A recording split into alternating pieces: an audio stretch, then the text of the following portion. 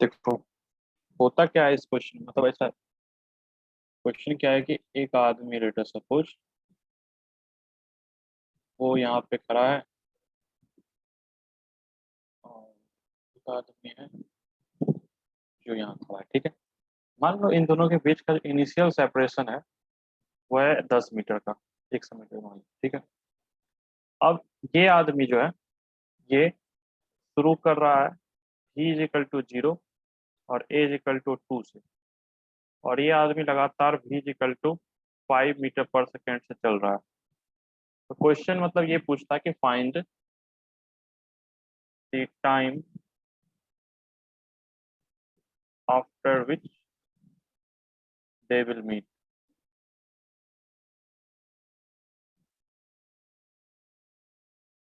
तुम लोग ट्राई करोगे कि मैं बता दूं? ट्राई करेंगे एक बार। ठीक, सुना।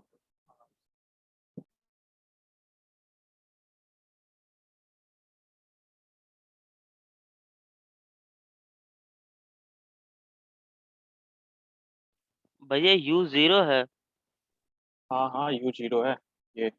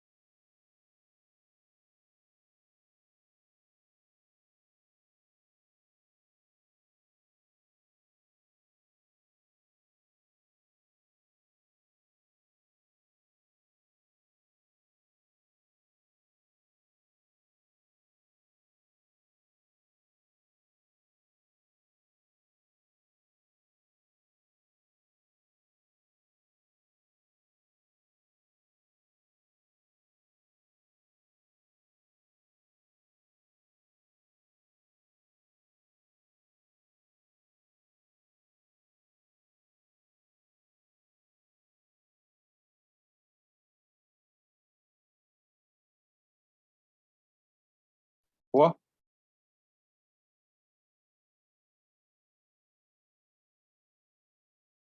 नहीं हुआ। कितना आया टाइम?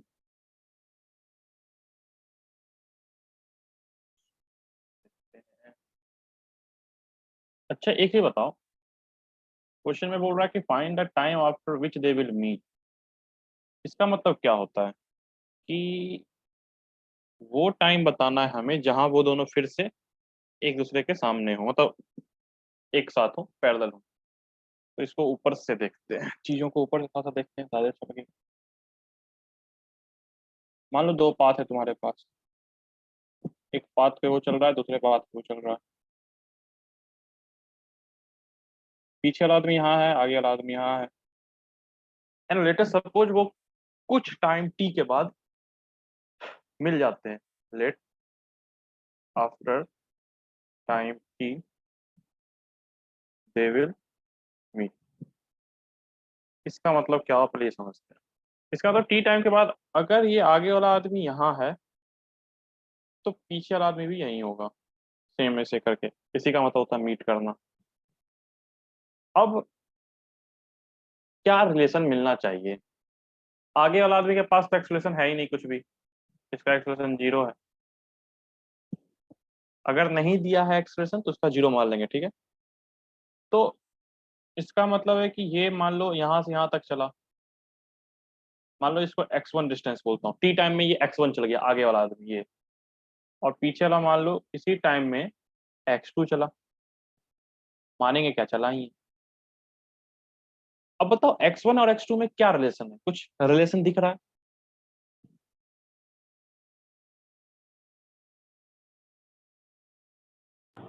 x2 जो है वो x1 प्लस 10 मीटर इक्वल होगा। हाँ, ये डिस्टेंस जो है तुम्हारा वो दिया हुआ ना 10 मीटर्स है। इसका मतलब मेरे पास एक रिलेशन क्या है कि x2 माइनस x1 बराबर 10।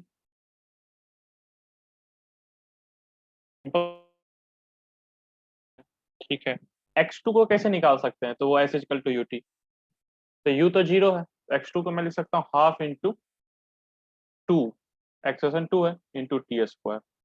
क्योंकि u 0 है तो ut वाला टर्म को हटा दिया मैंने। और x1 को मैं लिख सकता हूँ 5 इंटू टी बराबर 10, क्योंकि उसके पास एक्सलेशन 0 है तो सिर्फ ut वाला टर्म बच जाता है। तो यहाँ से बच गया 5 स्क्वायर माइनस 5t माइनस 10 बराबर 0। अब यहाँ से मुझे टाइम के दो वैल्यू जाएंगे, एक आएगा 5 प्लस माइनस √125 प्लस 40 65 बाय 2। एक आंसर आया मुझे, और सॉरी एक प्लस में आएगा तो एक माइनस,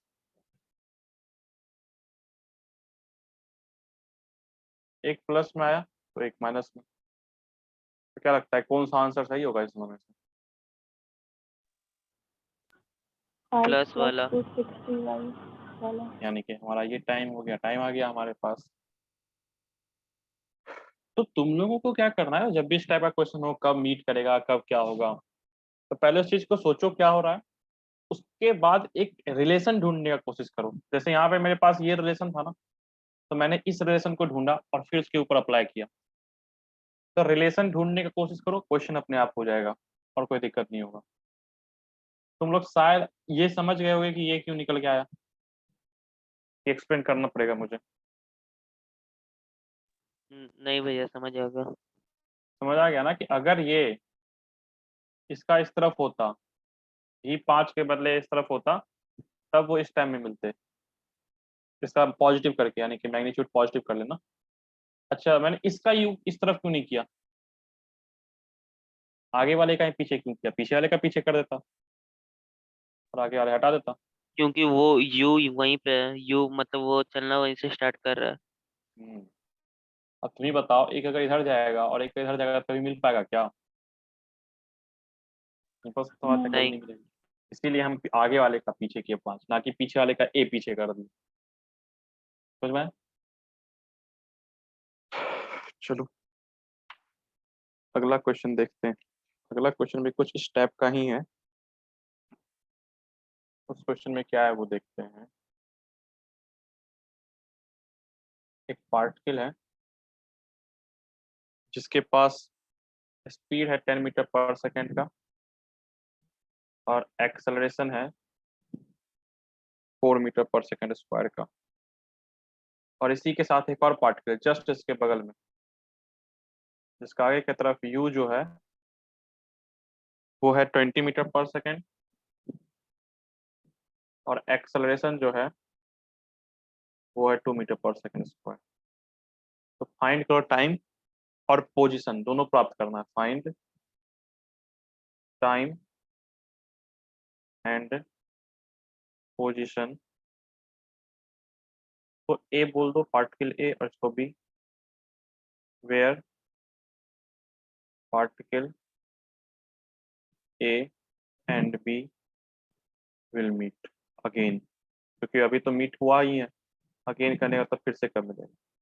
बनाओ।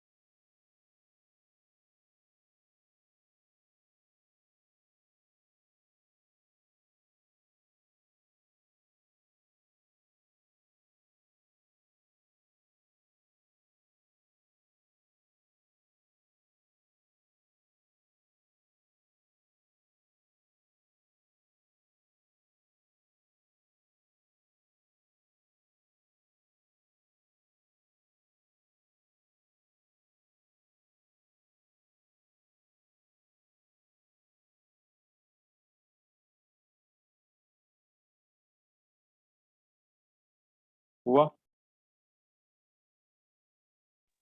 यार टाइम 10 सेकंड है क्या?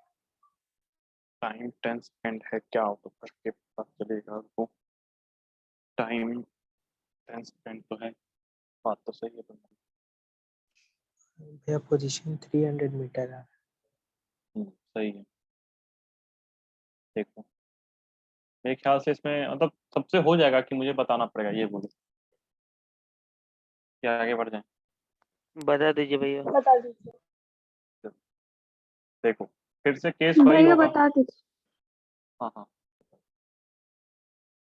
देखो केस फिर से वही होने वाला है कि चलना शुरू किया दोनों एक साथ, जब मिलेगा तो एक साथ, तो जो दोनों के द्वारा डिस्टेंस कवर होगा इस टाइम इंटरवल में, वो क्या होने वाला है इस बार? इक्वल। सेम होने वाला। सेम होने वाला है। तो पहले ऊपर वाले का टी टाइम के बाद डिस्टेंस डिस्प्लेसमेंट लिखो, कितना आने वाला है। ध्यान देना, एक चीज हमेशा ध्यान देना कि इस वाले क्वेश्चन में ना, जहाँ मीट करता हो, ये करता हो, वो करता हो, इन सब क्वेश्चन में तुम्हें डिस्प्लेसमेंट इक्वल करना है, ना कि डिस्टेंस इक्वल करना है। ये हमेशा ध्यान रखना। तो तुम लोग S is equal to U T plus half A T square formula आराम से लगा सकते हो।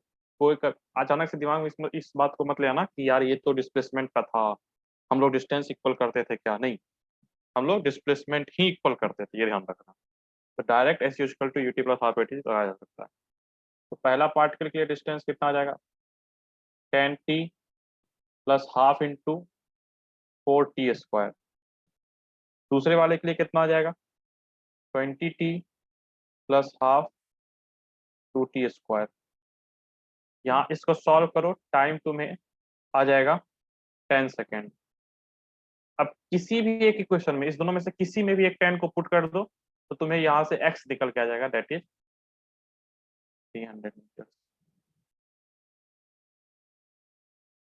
अच्छा अब हमको ये बताओ कि प्रॉब्लम एक्स वाला कहाँ। समझ में नहीं आया। नहीं नहीं, मैं ये बोला कि जैसे टाइम हमें निकल के आ गया ना, तो बस इसको हाँ अब किसी एक में भी पुट कर दो, क्योंकि दोनों तो डिस्टेंस ही, ये डिस्टेंस x ही बता रहा है। बेसिकली हमने x को ही तो इक्वेट किया ना, मतलब ऐसे टाइम को निकाला जहाँ पे दोनों बराबर है। तो दोनों बराबर पे जो तुमको डिस्टेंस निकल के आएगा, वो भी तो वही निकल के आएगा ना जहाँ पे दोनों मीट किए हैं बेसिकली। हाँ भैया। तो बस मैंने वहीं से निकाल लिया, डायरेक्ट पुट करके निकाल दिया मैंने। सबको समझ में आया? कोई डाउट है तो पूछ लो।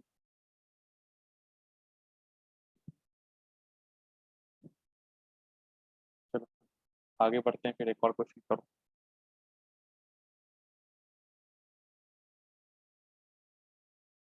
ये क्वेश्चन क्या है, ये बी है जो आगे जा रहा है 20 मीटर पर सेकेंड से, और तुम्हारे पास एक पार्टिकल है जो ए है, जो आगे बढ़ रहा है 10 मीटर पर सेकेंड से। अब इनके बीच का जो दूरी है ना इनिशियल, वो है 20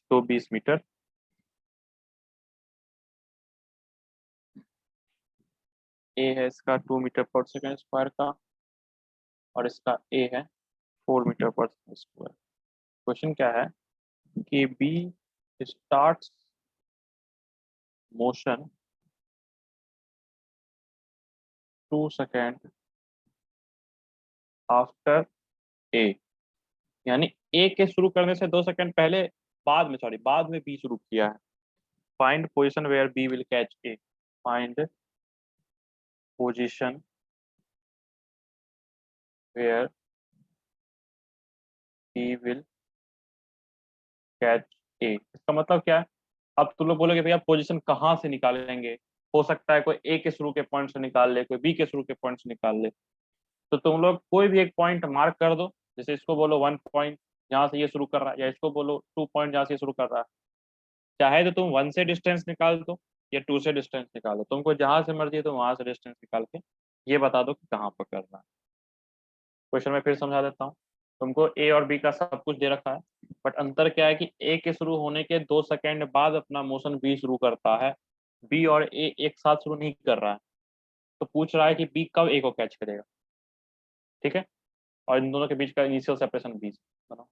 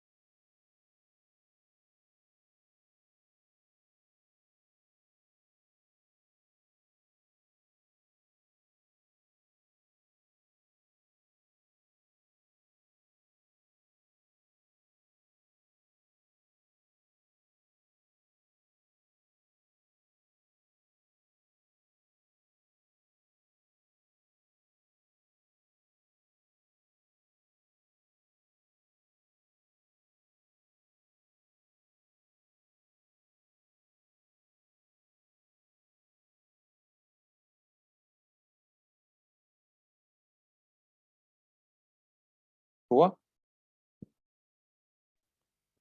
रुक जाइए भैया। 2 मिनट। ओ right.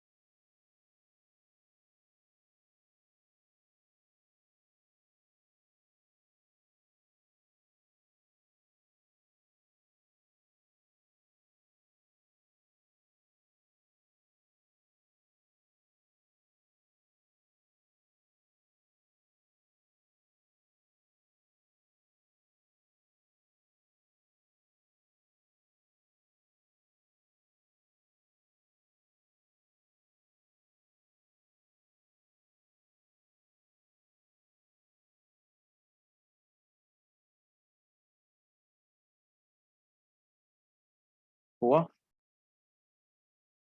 भैया आया तो है लेकिन गलत लग रहा है। कैलकुलेशन बहुत बड़ा हो गया ना? हाँ। हाँ तो कोई नहीं, मिला लेना अंतिम में।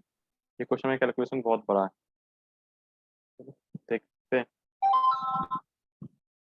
बेसिकली टाइम मान लो कि टी सेकेंड के बाद वो मिला।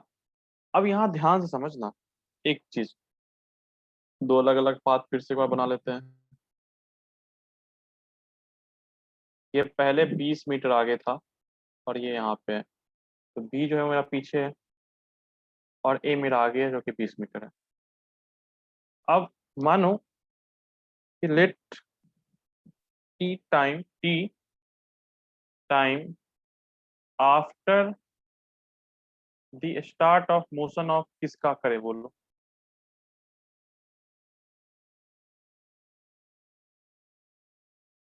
ए मान लेते हैं एक समय के लिए।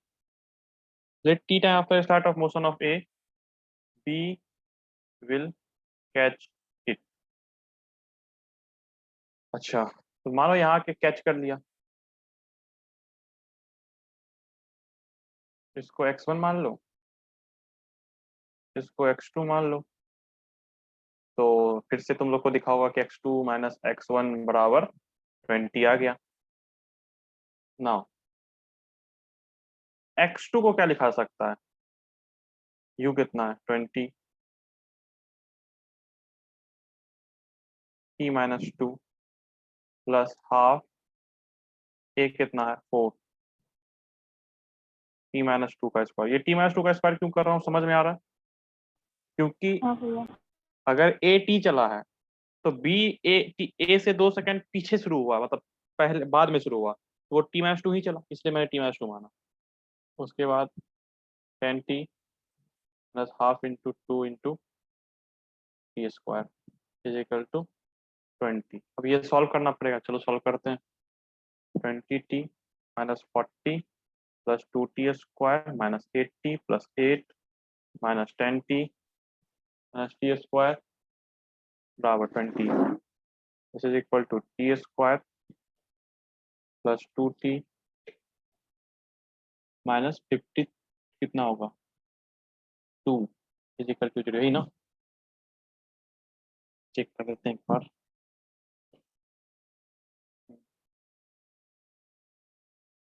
कुछ तो सही है। -52 इजिकल टू 0, तो यहाँ से तुम्हें टाइम निकल के आएगा और इस टाइम को किसी भी एक में पुट कर देना। जैसे तुम चाहते हो कि भैया हम यहाँ से डिस्टेंस बताना चाहते हैं तो x1 निकाल लेना, तुम चाहते हो भैया हम यहाँ से निकालना चाहते हैं तो x2 निकाल लेना। इसमें से या तो इसमें पुट कर देना या फिर इसमें पुट कर देना, इसमें पुट करके निकाल लेना t का वैल्यू। हाँ, बट ये है कि थोड़ा सा हार्ड एंड फास्ट पड़ जाएगा, तो एक बार सोचते हैं कैसे निकाल सकते हैं विदाउट गोइंग टू मच। ऊपर वाले को सॉल्व करते हैं। x2 कितना आया था 22t स्क्वायर माइनस 12t और -32 बराबर 0 था ना कुछ। ठीक है, कोई दिक्कत नहीं है। इसको हम लोग करते हैं 2t square 12 10 -10t -18t 20t 2t plus 4t -104 plus कितना जोड़ेंगे जो 32 आ जाएगा 104 -32 भैया +12t है। हाँ हाँ, नहीं नहीं, वो तो मैं समझ रहा हूँ ना, रुक जरूर, वो मैं समझ 80 अलग से जोड़ देता हूँ। ये 0 आ गया, this is equal to 80 two 7 is equal to 0। Sorry, ये वैल्यू मुझे निकालना है 80 प्लस 72। अगर 80 प्लस 72 निकालना है मुझे, हार्ड एंड फास्ट तो हो जाएगा क्योंकि ऊपर से तुम्हें निकालना ही पड़ेगा उसका वैल्यू, टी का वैल्यू, ताकि तुम पुट कर सको यहाँ। चलो कोई नहीं, तब तुम्हें टी निकालना पड़ेगा यहाँ से, यहाँ सॉल्व करके बस इसमें पुट कर देना यहाँ पे टी का वैल्यू इस वाले पार्ट में, तो तुम्हें आ जाएगा आंसर। ठीक है, अब ये सब थोड़ा सा, ये सब मैनिपुलेशन का थोड़ा सा तरीका होता है कि ये वाला टर्म 0 आ गया तो यहाँ कुछ ऐसा करो कि वो वाला टर्म बन जाए, तो उसको मैंने इसको देखो उसका दुगना है, इस वाले टर्म का ये दुगना है, तो इसको 0 इक्वेट कर दिया डायरेक्ट, बच गया मेरे पास सिर्फ टी में आंसर। तो टी स्क्वायर सॉल्व करने की जरूरत ही नहीं है x2 के लिए, डायरेक्ट टी में ही सॉल्व हो जाएगा क्वेश्चन। किसी को डाउट है क्वेश्चन में तो पूछो, क्या ये नहीं हुआ? क्योंकि देखो क्वेश्चन मेरे ख्याल से हार्ड तो था नहीं, क्योंकि पहला जो आज का क्वेश्चन मैंने कराया वैसा ही क्वेश्चन है ये, बस अंतर है कि इसमें थोड़ा सा कैलकुलेटिव ज्यादा है ये क्वेश्चन, और कोई अंतर नहीं। चलो अगला क्वेश्चन करते हैं। अगला क्वेश्चन क्या है कि एक आदमी है जो कि अभी ए पे है और इसका स्पीड अभी है 10 मीटर पर सेकेंड। इसका कुछ एक्सलेशन है ए, वो एक्स डिस्टेंस चलता है, यहाँ से यहाँ तक एक्स चलता है, उसका स्पीड हो जाता है 40। वही आदमी है, सेम ही आदमी है, एक्सलेशन अभी भी है। तो तुम्हें बताना है कि जब ये बी पोजीशन है, जब वो सी पे है ना, जहाँ की यानी कि जब वो x/2 पे है, तब उसका स्पीड क्या है, speed at position x/2।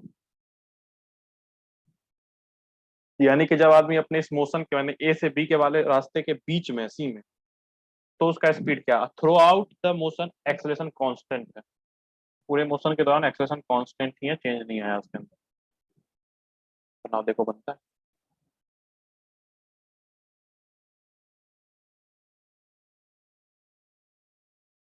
Acceleration को 0 ले सकते हैं इसमें। एक्सेलरेशन कांस्टेंट है, अगर उसको 0 ले लोगे तो 10 से 40 कैसे चेंज होगा वो, समझ में आया? नहीं, लेकिन पिछले क्वेश्चन में आप बोले थे ना कि एक्सेलरेशन ना दिया हो तो 0 ले लेते हैं।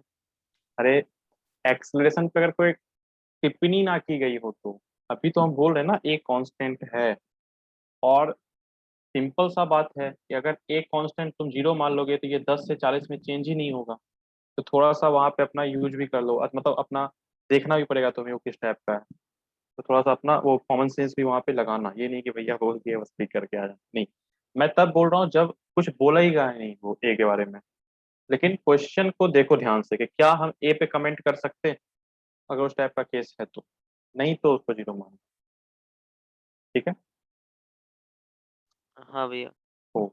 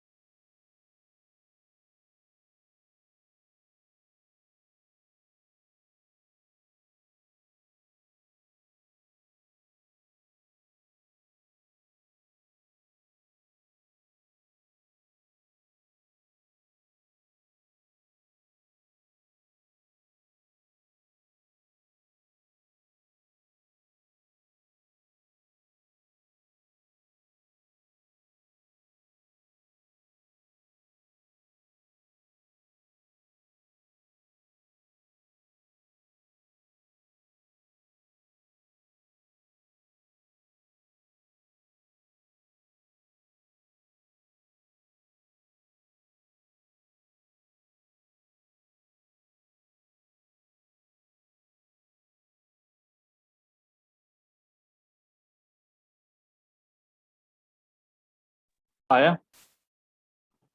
भैया root under 850 metre per second. 850 metre per second. बताओ कौन सा इक्वेशन यूज करूं मैं इसमें?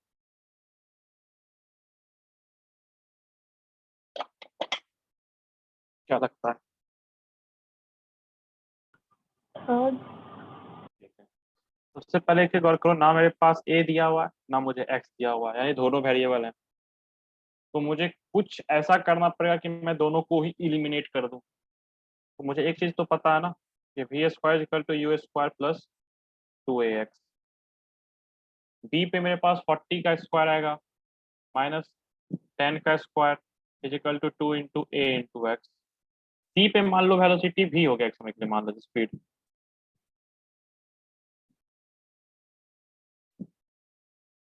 अब यहाँ से ax का वैल्यू निकल जाएगा और उस ax के वैल्यू को यहाँ पुट कर देना, तो तुमको यहाँ से v निकल के आ जाएगा और v का वैल्यू आ जाएगा 200 850।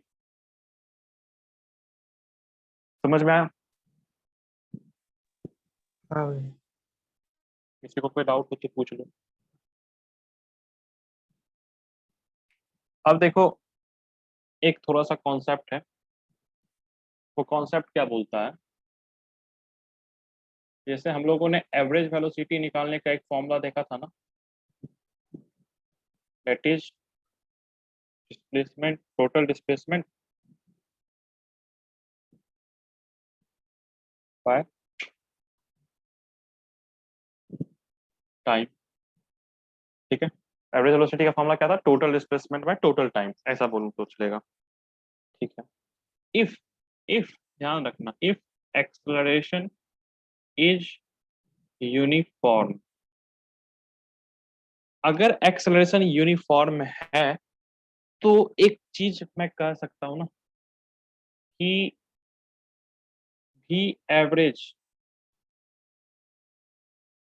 एक समय सिर्फ इसके हाँ चलो ठीक है, is equal to U T plus half A T square by T, क्योंकि ऊपर से डिस्प्लेसमेंट आ गया, ऊपर ने मुझे डिस्प्लेसमेंट दिया और नीचे मैंने टाइम से डिवाइड दे दिया, टोटल टाइम टी।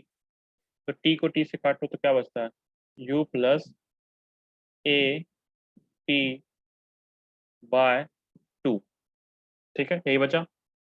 अब भी मान लो फाइनल है, is equal to U plus A T लिखा जा सकता है। तो ए टी को क्या लिख सकते हैं यहाँ से बताओ, v minus U by two is equal to A T by two. इसको यहाँ सब्स्टिट्यूट कर दो यहाँ पे ए टी बाई टू के जगह से, you will get U plus V minus U by two which is equal to,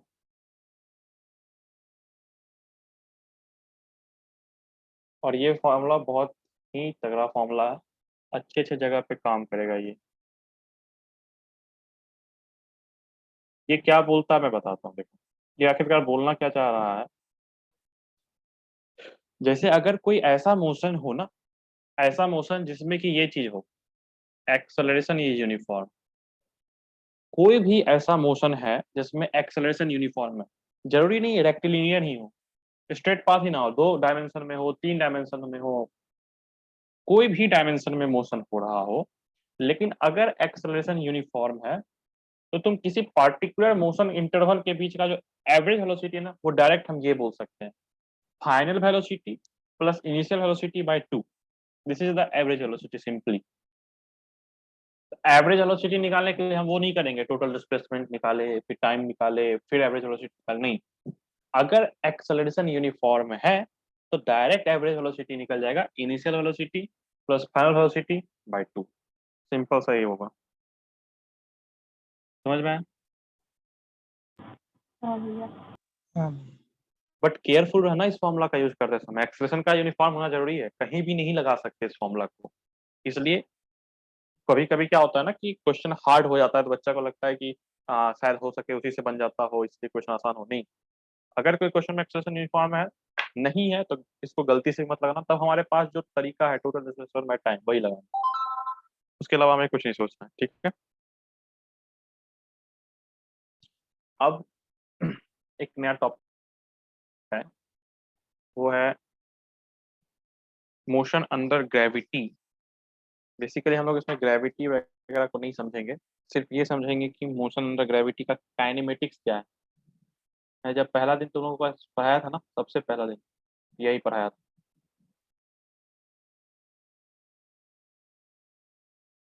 उसी को आज अच्छे से, अब अच्छे से देखते हैं क्या है ये। एक बहुत प्रचलित वर्ड है, शायद तुम लोगों ने इसका भी सुना हो, फ्री फॉल, सुना है कभी? हाँ भैया। हाँ भैया। फ्री फॉल क्या होता है पता है?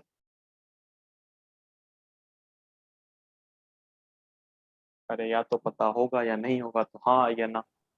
हाँ भैया। हाँ भैया।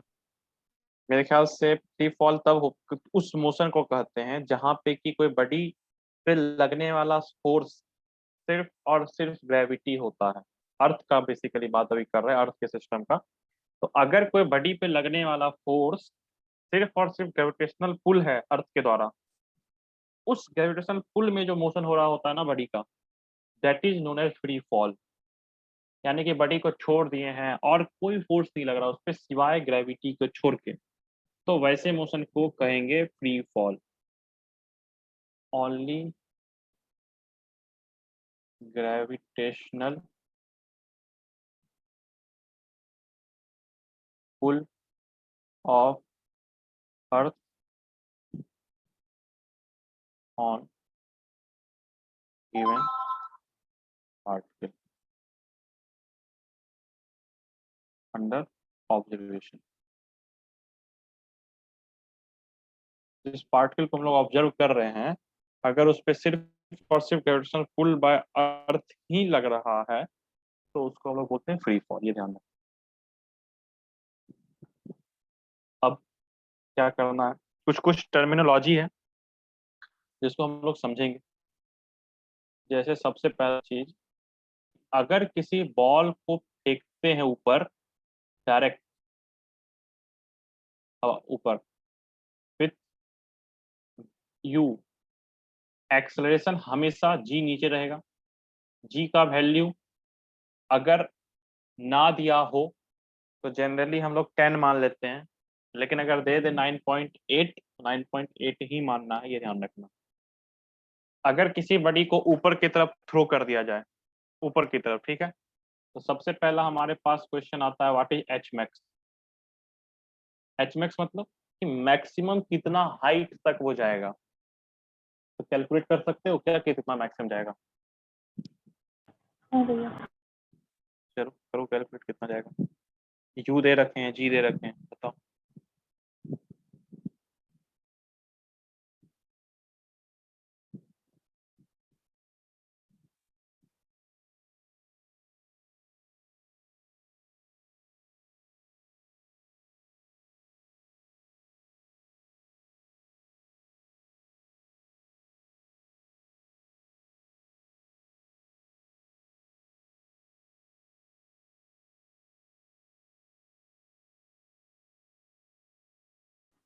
You square by 10।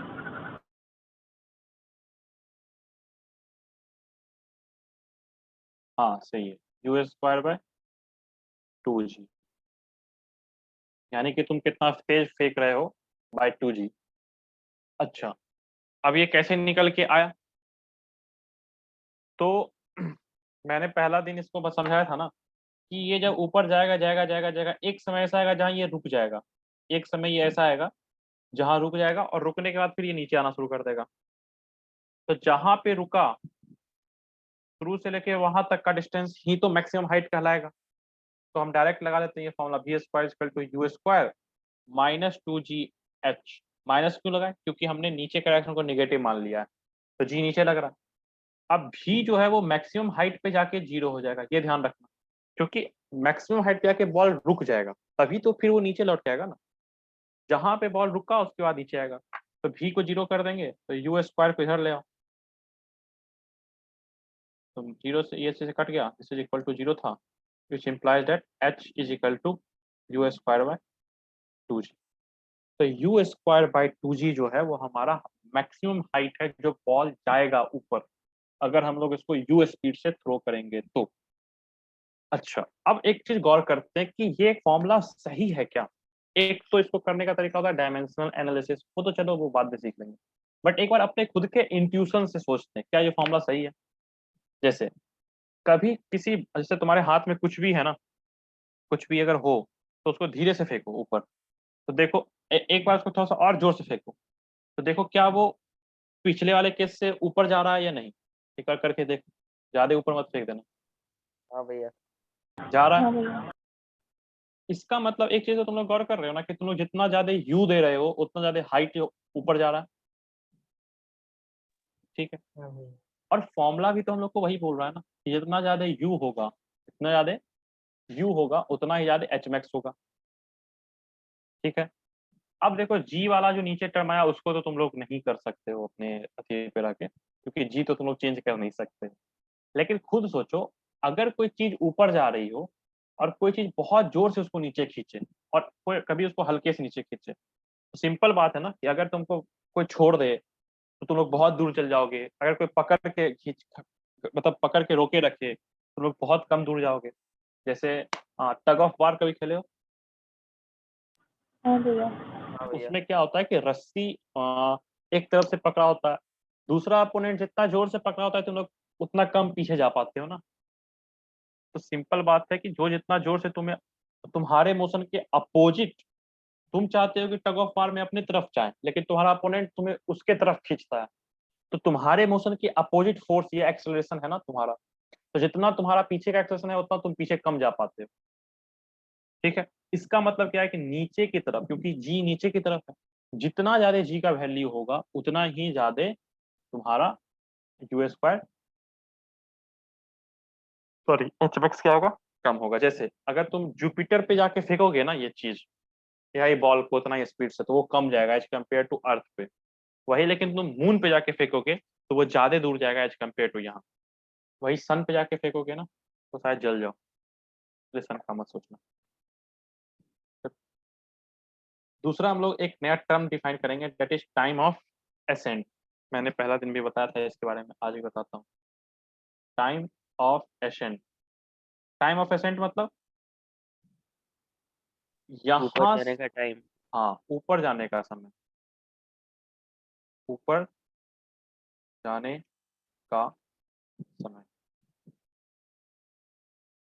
इसका वैल्यू कितना आएगा?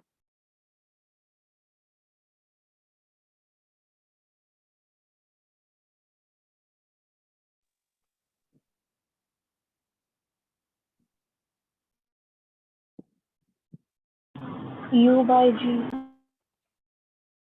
U by g. कैसे निकालेंगे तो देखो, V is equal to u minus g t होगा। जिस समय भी जीरो होगा वही उतना ही टाइम में तो ऊपर चढ़ा, तो माइनस यू बराबर minus g T, which implies that T बराबर यू बाय जी। तो टाइम ऑफ एसेंट तुम्हें आ गया ऊपर जाने का समय। ये सारे फॉर्मूले याद रखने, अभी जितना लिखा रहा हूँ, एच मैक्स का फॉर्मूला, ये टाइम ऑफ एसेंट का formula. Second thing is time of descent. Time of descent इसका होता है नीचे आने का समय। ठीक है, इसका वैल्यू कितना होगा? U/G। ये खासियत है इस माइनस यू फॉर्मूला। बाई जी। अरे टाइम निगेटिव क्यों होगा? हाँ सॉरी सॉरी। ठीक है, टाइम ऑफ डिसेंट भी उतना ही होता है जितना टाइम ऑफ असेंट होता है। क्या हम लोग प्रूफ कर सकते हैं हाँ भैया। करो देखो होता है क्या। सोचो कैसे प्रूफ कर सकते हैं कि टाइम ऑफ असेंट और टाइम ऑफ डिसेंट बराबर होता है। प्रूफ करो।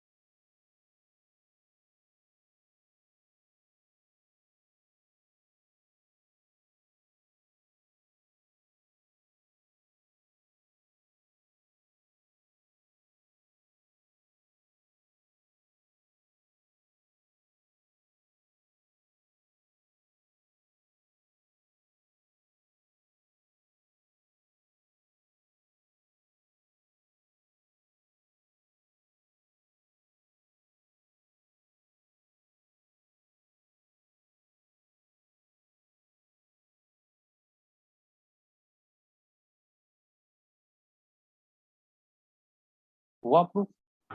भैया इसका जो टाइम ऑफ असेंट में जो इसका फाइनल वेलोसिटी था वही इसका टाइम ऑफ डिसेंट में इनिशियल वेलोसिटी बन जाएगा, और हाइट तो उतना ही रहेगा जितना ट्रैवल करना है, तो इसीलिए मतलब अच्छा टाइम ऑफ तो डिसेंट इक्वल हो जाएगा। चलो ठीक है, तो ये कैसे पता चला कि इसका जो इनिशियल है वो उसका फाइनल होगा? क्योंकि एच मैक्स से पता चला कि जहाँ से वो बहुत मैक्सिमम अच्छा, हाइट होगा वहीं से वो उतरेगा। बहुत अच्छा, यही होगा। ठीक है, अब मुझे प्रूफ करने का जरूरत है, कोई चाहता हो कि भैया प्रूफ कर दें? बोलो। नहीं भैया। चलो, इसी के बाद एक और आता है, उसको बोलते हैं time of flight, I think तो बोलते हैं टाइम ऑफ फ्लाइट। इसको अच्छे मतलब एक सिंपल वर्ड में बहुत, तो हवा में रहने का समय।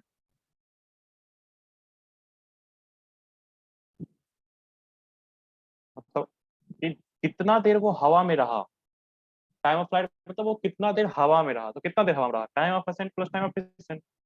जितना उसको चढ़ने में लगा ऊपर, जितना उसको नीचे उतरने में लगा, तो टोटल टाइम तो ये होगा ना कि ऊपर जितना चढ़ने में लगा प्लस नीचे जितना उतरने में लगा। This is equal to u by g plus u by g, that is equal to 2u by g. ठीक है, एक तो हमारे पास ये आ गया। अच्छा, इसको एक और तरीका से प्रूफ किया जा सकता है कि time of flight two u by g होगा। वो समझते हैं कैसे। सेकेंड मेथड देखो, किसी बॉल को यहां से फेंके ऊपर की तरफ, तो फिर वो यहीं तो आके गिरेगा ना finally. Time of flight finally मतलब वो यहीं आके गिरेगा, जहां से चला था वो वहीं से आके गिरेगा। तो अब तुम बताओ इस केस में आफ्टर टाइम टी, मान लेते टाइम टी मेरा टाइम ऑफ फ्लाइट है, उसको बगल में लिख देता हूँ time of flight. After time t displacement क्या हो जाएगा of particle is equal to क्या होगा बताओ।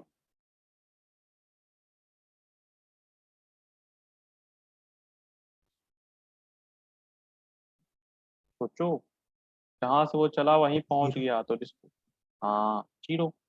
जहां से वो चला वहीं तो पहुंच गया ना, तो उसका पोजीशन जो शुरू में था वही फाइनल है। तो डिस्प्लेसमेंट क्या होता है, चेंज इन पोजीशन। तो चेंज इन पोजीशन जीरो है, तो डिस्प्लेसमेंट कितना हो गया।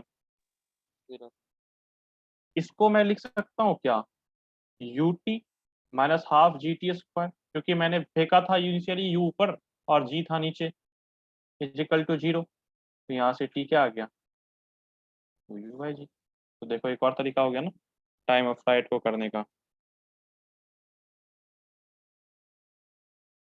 समझ में आया। हाँ हाँ भाई। भैया। तो ये भी एक तरीका मेरे पास है, मैं टाइम ऑफ फ्लाइट को यहाँ से भी निकाल सकता हूँ। चलो आगे बढ़ते हैं, कुछ क्वेश्चंस किया जाए।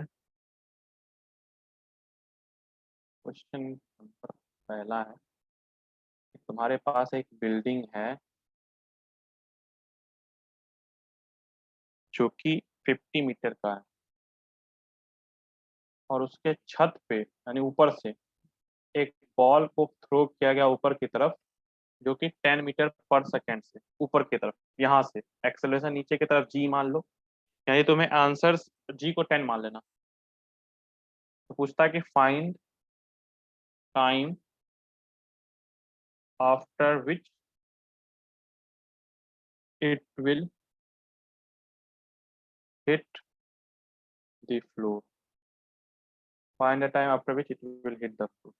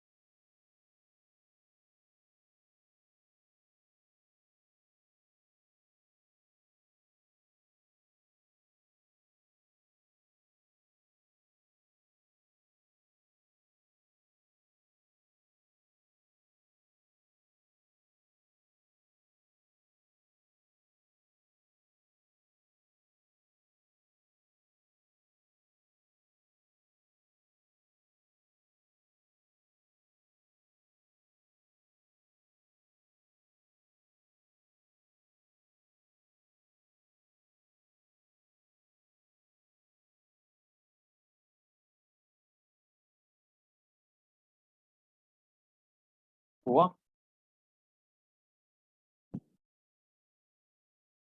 एक सेकंड भैया।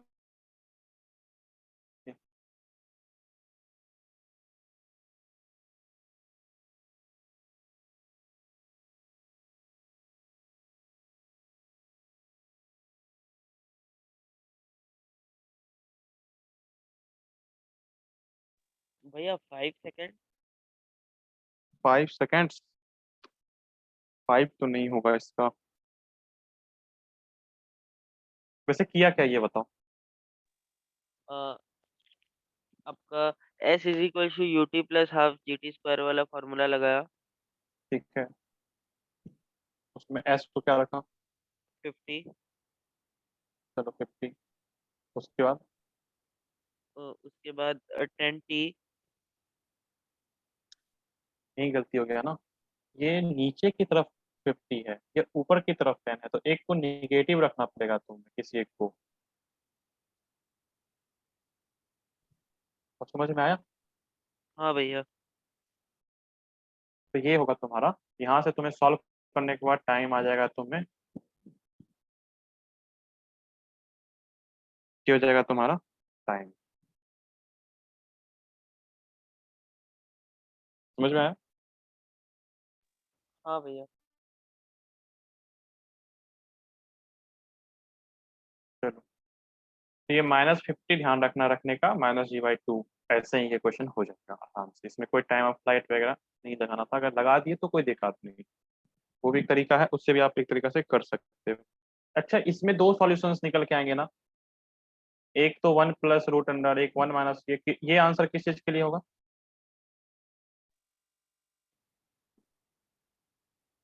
अगर वो डायरेक्ट नीचे के साइड होता। अब समझते हैं यही क्यों होता। एक बार ये समझ के देखते हैं कि यही क्यों होता। ठीक है ना, बहुत इंटरेस्टिंग चीज यहाँ से आएगा। एक काम करो तुम लोग, या अच्छा देखो, इस मोशन को थोड़ा सा देखते हैं, मजा आएगा इस मोशन को देखने में। तो ये बिल्डिंग है ना तुम्हारा, तो ये बॉल ऊपर जाएगी पहले, सिंपल सा बात है, ऊपर जाके कहीं रुकेगी और फिर आएगी।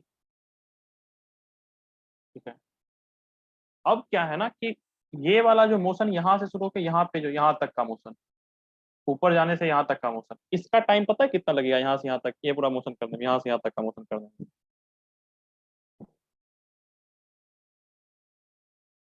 2 सेकंड। 2 सेकेंड्स लगेगा, ठीक है। और फिर यहाँ से यहाँ तक का?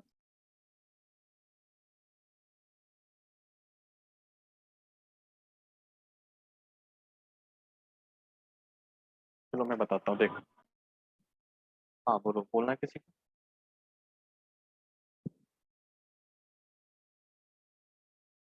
अच्छा देखो, क्या होगा दरअसल, मैं समझाता हूँ। देखो, यहाँ पे 10 का स्पीड है, तो यहाँ तक आने में 1 सेकेंड लग जाएगा। कैसे निकाला? तो u/g से, u/g बराबर 1 आ गया, यहाँ तक 1 आ गया।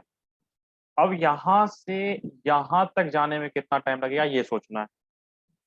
अच्छा, ये अगर 10 है, ओके, तो यहाँ से यहाँ तक का सोचते हैं, ये डिस्टेंस कितना आ जाएगा ये सोचो, पहले ये बताओ, ये डिस्टेंस कितना आएगा? u²/2g के बराबर, तो that is equal to 10 × 10, 5 metre. 5। और यहाँ से यहाँ तक का 50 है, तो यहाँ से यहाँ तक का मोशन कितना मीटर का होगा? 55 का। अब 55 को मैं इक्वेट कर सकता हूँ क्या ½ GT² से, क्योंकि यहाँ पे u जो है वो 0 है, तो जैसे इक्वेट करूंगा मुझे t कितना आ जाएगा? √11 आ जाएगा, सोचते हैं। ठीक है, कोई दिक्कत?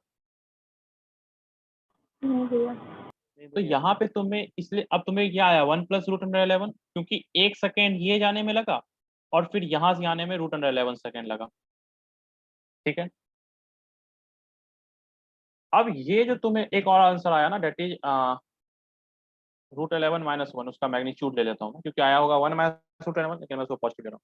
ये क्यों आया? इसका कारण ये है कि जब तुम सिर्फ नीचे थ्रो करोगे ना, सिर्फ नीचे थ्रो करोगे, तो तुमने ये जो मोशन है, इस मोशन को तो तुमने किया ही नहीं, तुमने नहीं किया ना। और अच्छे से कहूँ, और अच्छे से कहूँ, तो तुमने ये इस वाले मोशन को भूल जाओ, ऊपर जाने वाला मोशन को, सिर्फ नीचे वाले मोशन को स्टडी करो। तो तुमने यहां से यहां आने में कितना सेकंड लिया? √11 सेकंड लिया। सॉरी, यहां से यहां आने में, आई एम सॉरी, यहां से आने में √11 सेकंड लिया। अगर तुमसे कोई पूछे कि तुम यहां से यहां आने में कितना टाइम लिया, तो तुमको एक घटाना पड़ेगा, क्योंकि यहां से आने में 1 सेकंड लगा। तो उसमें जो तुमने 1 घटाया ना, इसलिए वो तुम्हारा आंसर आया। तो √11 यहाँ से यहाँ आने का समय, यहाँ से आने का समय था, और वहां से आने का 1 सेकंड था, इसलिए वो तुम्हें 1 सेकंड 11 माइनस √11 - 1 के बराबर दूसरा सॉल्यूशन निकल के आया, जो कि किससे कॉरस्पॉन्डिंग है कि जब हम बॉल को नीचे थ्रो कर दें। समझ में आया? मोशन, इसको कहते हैं मोशन एनालिसिस करना। थोड़ा सा मोशन को एनालाइज कर लीजिए क्या हो रहा है। कोई डाउट है तो पूछो।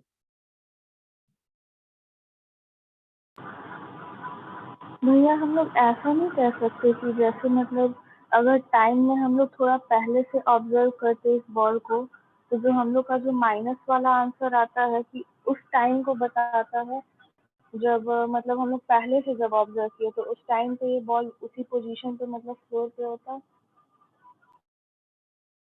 हाँ, एक तरीका से कह सकते हैं उस चीज को कि अगर हम यहीं से फिर से ऑब्जर्व करते। वैसे मैं तुम्हारा बात समझा नहीं बहुत क्लियरली, एक बार थोड़ा सा अच्छा समझा क्या मतलब।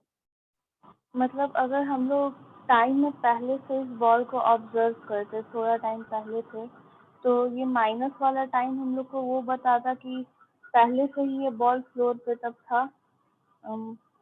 जैसे ये बॉल जब फ्लोर पे था, तो ये माइनस वाला टाइम वो बता रहा है कि अगर पहले से ऑब्जर्व करते तो। पहले से ऑब्जर्व करते तो माइनस वाला टाइम वो बता रहा है। कि बॉल उस टाइम फ्लोर पे था। अच्छा, और अच्छा, हाँ सोच सकते हैं अगर तुम चाहो तो उस टाइप से तो तुम सोच सकते हो उस टाइप से कि हाँ उस टाइप से भी सोच सकते हो। बट एक्चुअली तुम इस टाइप से ही सोचो, वो एक अल्टरनेट वे हुआ, but तुम इस टाइप से भी सोच सकते हो। ठीक है, चलो आज यहीं तक क्लास को एंड करते हैं। आप आज का ये लास्ट क्वेश्चन था, फिर अगला दिन और भी कुछ क्वेश्चंस देखेंगे, और भी चीजें कुछ करेंगे। 8 बजे तक ही क्लास था ना, आई थिंक। 8-10 तक रहता है शायद।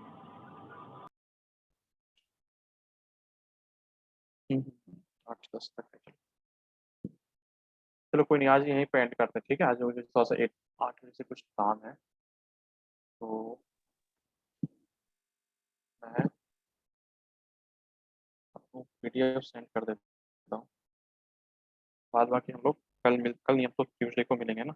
अच्छा, तुम लोग में से कोई मैथमेटिक्स ओलंपियाड का तैयारी करता है क्या? हाँ भैया, लास्ट ईयर किए थे। हाँ भैया, SOF। तो कैसा गया था लास्ट ईयर? उतना अच्छा भी नहीं गया था, मतलब IOPM वाला का बात कर रहा है, उसमें उतना अच्छा से मार्क्स आया नहीं आया था। फिर भी कितना, मतलब कितना आया था? एक